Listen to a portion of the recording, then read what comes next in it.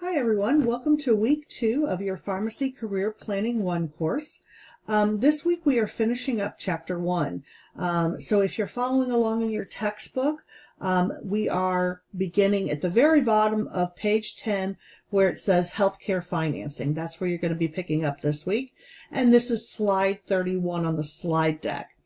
So the first half of the chapter basically kind of went through and did a lot of definitions as far as, what are the roles of some of the folks within the different types of healthcare situations. What are some of the different things within a healthcare system as far as the different, type of institutions and things like that. So a lot of those things were addressed in the first half of the chapter. And we're kind of just wrapping that up with talking about the healthcare financing. So, how do we pay for healthcare? So there's things that are personal. There's things that are non-personal. And then where are those things funded from? So, taxes, charitable donations, your insurance, things like that. So that's kind of where they're going to kind of get into those kinds of details in this half of the chapter. And then I think probably what you'll find is the most interesting part of this chapter, at least for me, is the next section, which gets into some of the problems in our healthcare system, specifically in the U.S. healthcare system. So we're going to look at things like the rising costs, inadequate healthcare coverage, those Americans who don't have health insurance, resources that we are wasting in healthcare, and things like that. So they're going to go through and kind of detail some of those problems. We don't have physicians in some areas. We have too many specialists in other areas. Our healthcare in and of itself is unevenly distributed across the country. Our doctors are not necessarily trained to work as part of a team.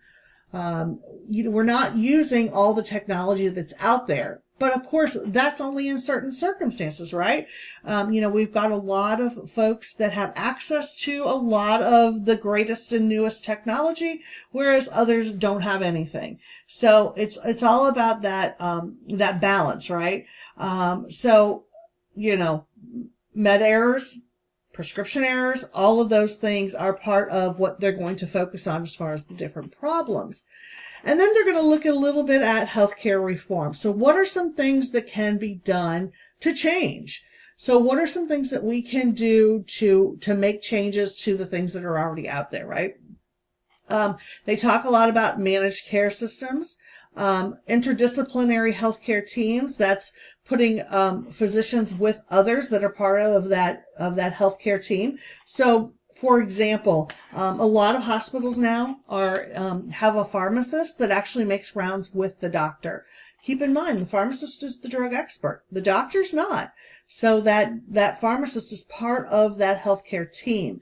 So it makes a big difference in making sure that we're doing, medication management, that we're making sure the patients are compliant when they're taking their medications and things like that.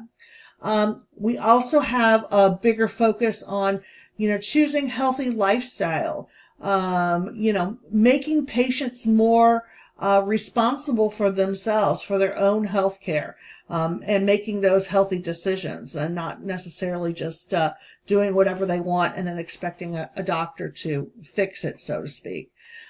It's going to talk a little bit about the Patient Protection and Affordable Care Act, which was enacted in 2010, and how that affects our patients. And the benefits and the downsides to that.